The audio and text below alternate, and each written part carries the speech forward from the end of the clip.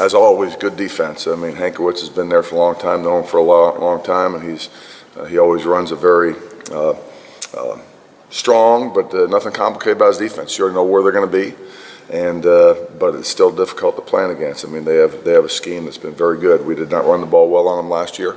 Got to find a way to get some yards in the ground game and not rely on the pass.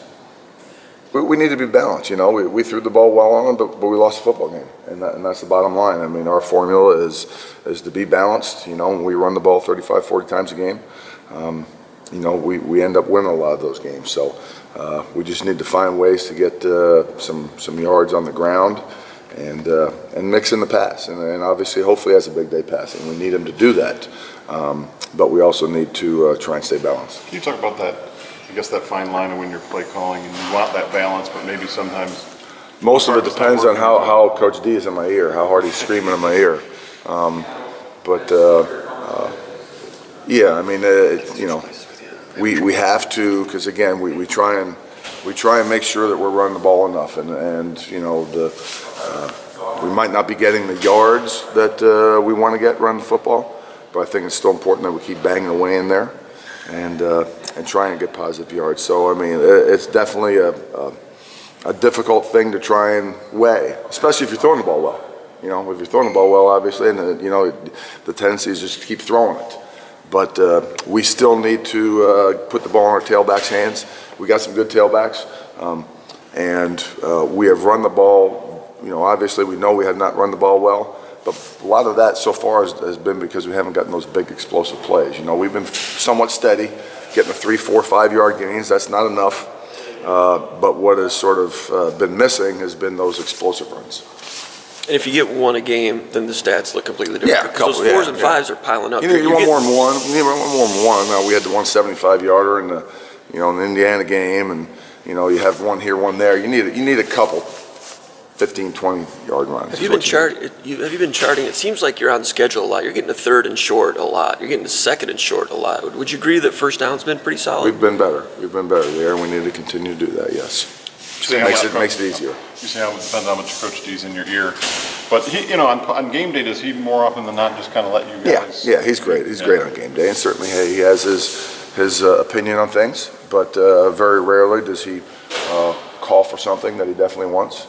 He's going to suggest things, which is his job, and a lot of them are good suggestions. So, but game day is great with him. He's you know, he's great. Part of that too, just the time you guys have been. I mean, you've been on the same stage, so you kind of know. Yeah. I know what he wants, no doubt. I know what he wants. I mean, we meet before games, and it's normally the same talk about what he's looking for. You know, as we go through the game plan offensively, it's normally the same thing that he tells me. So I know going into the game what he's looking for and what he wants. From the offensive line, the running back to wide receiver, you guys have had injuries all. Can you remember a time we've been here where you've had that many injuries to key players at the same time? Probably not. But you know, maybe we've been lucky up to this point. But that's part of it. I think fortunately we probably have a little bit more depth at some positions, especially running back and receivers. So it's opportunities for other people. And that's the way we look at it. Guys need to step in, and this is their chance. You know, you want to play? Here you go. Show us what you can do. Do you have to work with Brian to regain or learn trust in some of those other receivers that are coming in, or is that just going to happen naturally through practice? I think you know. I think it happens naturally. You know, I think certainly throughout the course of the week when you sort of know who's, and we don't even know yet who's going to be out there. You know, when we know who's going to be out there, he needs to communicate with those guys. And I think he normally does that, you know, to try and tell guys what he's expecting, you know, from them route running wise. What would you like to see Brian Lewerke do better here in the short term? You know, again, I think he's whether he said this or feels this, I don't know, but I mean, I think he may have been pressing a little bit through 4 games, resulting in some turnovers. So obviously the turnover situation is one that we feel we need to correct. You know, we've had a couple red zone turnovers that if you take those out of the equation, all of a sudden, you know, you take a couple turnovers away, you put some more red zone scores on the board, and you're maybe feeling a little bit better.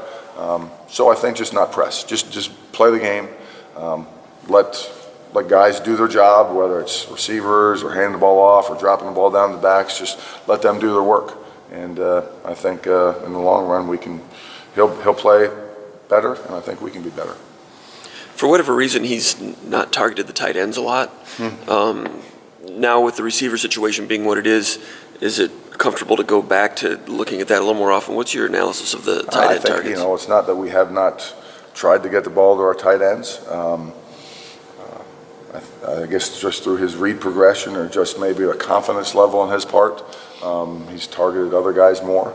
But we want to and we need to get the ball to tight ends. We know that, and we're trying to do that. So hopefully we can, before long, we can get him a couple catches. Is there like an overall grade you'd give your offense, just to, all facets? But yeah, I mean, overall, we're not anywhere where we're close where we want to be. I mean, the word potential keeps coming. The word potential's been out there since January, and we certainly haven't reached that yet. We certainly haven't come anywhere close to that. And we talk about what we're capable of as an offense, and I think we all know that we haven't gotten there yet. Hope so. I mean, that's obviously the key, as it always is. Whether our offensive line is, no matter how the offensive line is playing, I mean, that's where our offense starts, is up front. And I think we made progress last week.